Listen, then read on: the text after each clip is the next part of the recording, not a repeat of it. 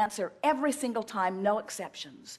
And you can somehow get yourself into vibrational alignment with that by working on your worthiness and working on your appreciation and working on your love and moving yourself up the emotional scale.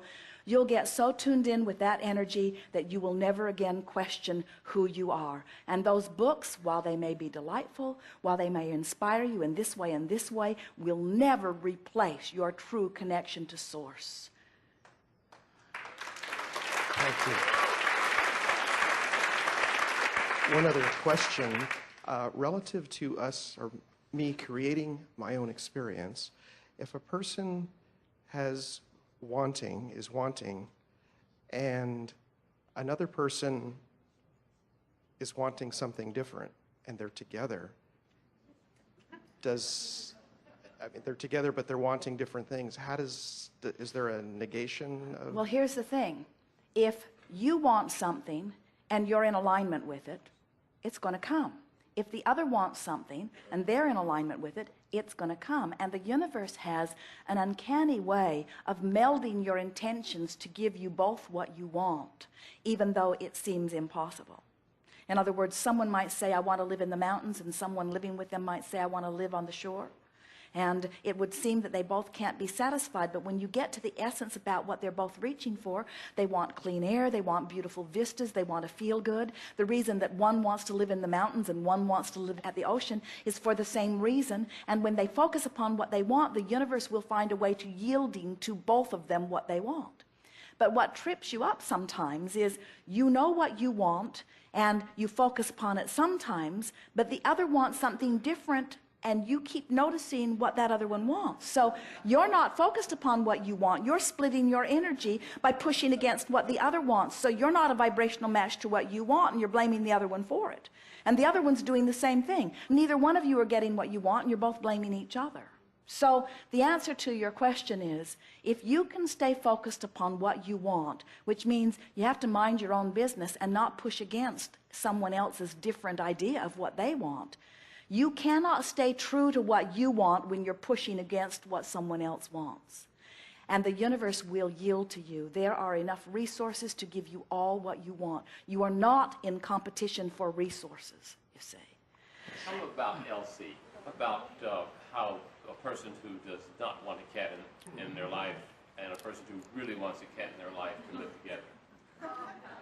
When Jerry and Esther got married, Esther's prenuptial agreement that Jerry made her sign said no pets. And Esther had loved cats all of her life, and Jerry did not want the responsibility or the heartbreak of falling in love with some little critter that was not going to live as long as he was. We'll just leave that alone now. We were going to play with you, but we'll do it in private later.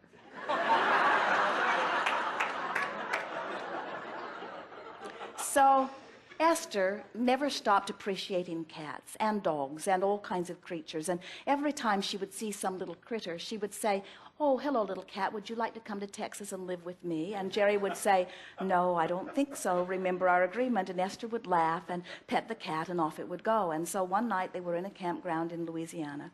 And while Jerry was hooking up the hoses and such, a little black and white cat came and rubbed on his ankles. And Esther could hear sounds coming out of Jerry that were not familiar, and she looked out and she saw him having a nice relationship with this little cat who was insisting on getting his attention and doing it. And then later, Esther watched Jerry walking across the grass, and she saw him going toward the park office.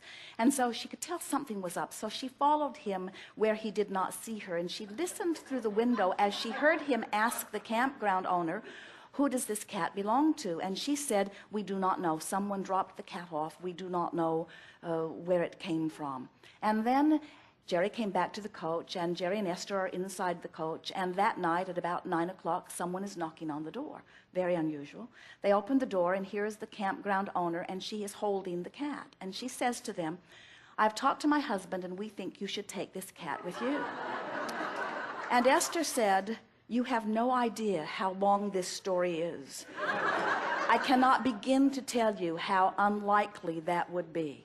but we will let you know in the morning. Thank you very much. And so now Esther is looking at Jerry, and Jerry is looking at Esther, and neither one of them can sleep because Jerry is afraid Esther wants the cat, and Esther is afraid he won't let her take it.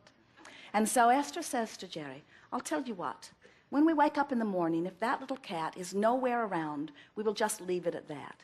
But if she is on our doorstep, we'll take that as a sign, and we'll take her with us. And Jerry said, that sounds like a good plan. So they woke up before the sun came up, and Esther is fixing breakfast and saying, here, kitty, kitty, kitty.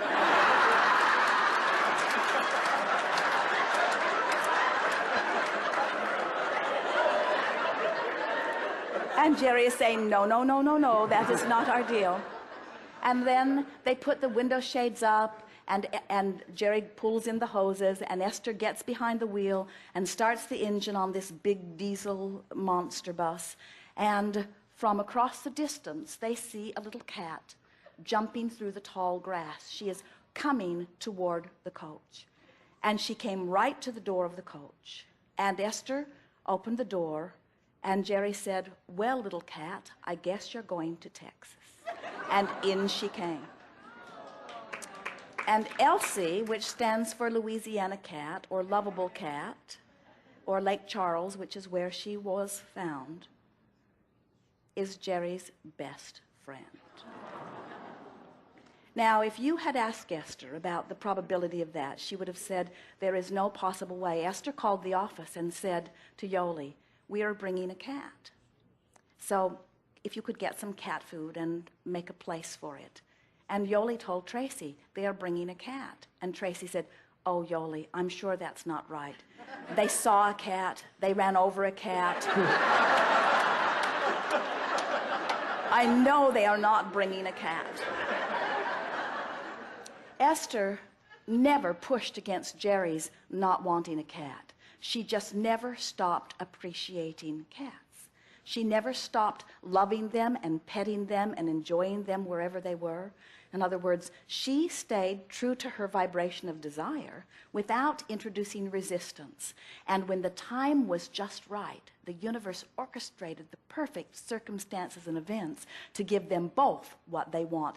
Jerry's resistance to a cat was he did not want the dependency. And this is a very independent cat. She lives outside. Of course, there are cat doors in every building that they own so that she can come and go as she pleases. But she is an outside cat. She could fend for herself. No one could be at the office for a month, and she would do just fine and be there when they get back. Or she can live as she does most days with the girls at the office on Michelle's desk with her paw on the mouse pad.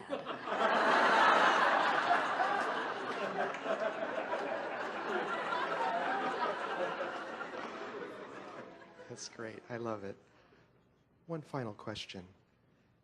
Is it possible the power of what we have, the wanting, is it possible to overcome physical laws of this physical dimension? Yes, but we have to tell you, the power isn't in the wanting. The power is in the allowing. In other words, you can be or do or have anything that you want.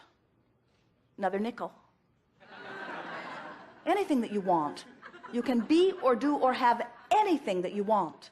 But you've got to come into vibrational allowance of it. So the power is in the moving up the emotional scale. The power is in the forking technique. The power is in the wanting to feel better. The power is in the listening to the call of source. The power is in the being willing to move from depression to anger, and from anger to frustration, and from frustration to hope, and from hope to belief, and from belief to knowing. In other words, the power is in the trek up the emotional scale. The universe adores you, and your life is causing your expansion. Your work is in the trek up the emotional scale. Your work is to close the gap. That's where the power is. So someone who just complains all the time isn't utilizing their power. Someone who looks only at what is isn't utilizing their power. Someone who is willing to find a different feeling, that's power. In other words, when you get mad, when you've been depressed, you've exercised power. And when you have hope, when you've felt despair, you've exercised power. And when you find love, when you have been mad or hated, you've found power. Your power is in your willingness to allow your connection to Source. Because Source is powerful. Source is all powerful. but you are not separate from Source. Source is not powerful apart from you. Source is powerful because of you. Your willingness to explore contrast is what gives birth to the new idea and takes the expanding source energy outward. You all should be more proud of yourselves. You should be more happy about who you are. We want you to feel your important part in all of this. We want you to adore having been non-physical essence, and we want you to adore your decision to come forth into this body. And we want you to adore the time-space reality that was ready like a nurturing nest for you, no matter where you ended up. Esther, sure, something went wrong. She should have been born in Malibu, but just the same, where you came forth was the perfect place for you to come forth. And as you come forth into this physical body, into this nurturing environment, which will inspire expansion through you for all of us, that's a given. That should make you so glad, you see. And then you say, but where's my stuff? I have been asking, I know I have. And if when I ask, Source yields it, then where is it? And we say, it is there for you. It's waiting for you in vibrational escrow, waiting for you to move up the emotional scale, waiting for you to love yourself, waiting for you to love others, waiting for you to be willing to be who you really are, waiting for you to stop beating up on yourself, waiting for you to stop comparing yourself with everyone else, waiting for you to stop comparing yourself and come up short, or compare yourself and come up superior. You can't win either way. When you compare yourself and you say, I'm better than you are, you're inferior, you're not in alignment with who you are. When you compare yourself and you say, I'm inferior and you're superior, you're not in alignment either. In other words, you got to stop comparing yourself with everything that is out of you and just deal with your crack.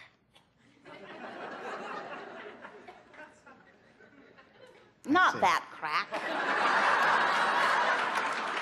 Not that one either. This one. I see. Thank you. Thank you.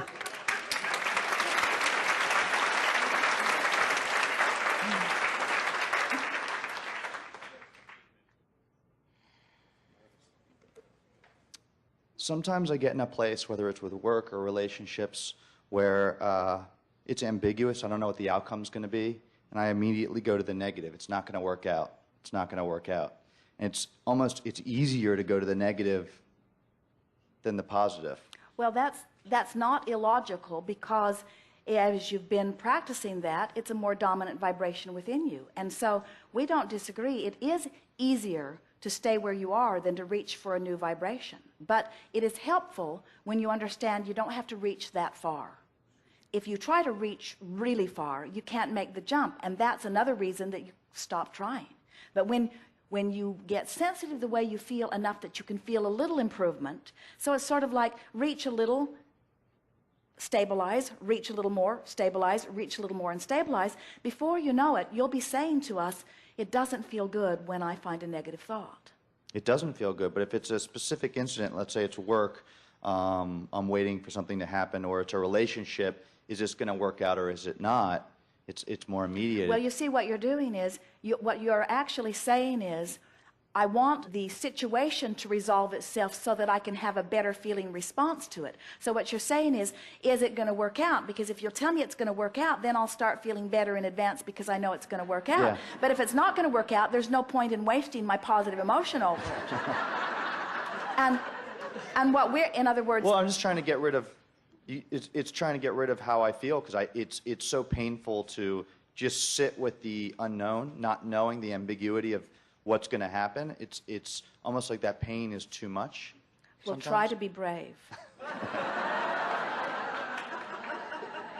In other words, try to sit there in that place that right now you can't change. Right. And try to feel better anyway.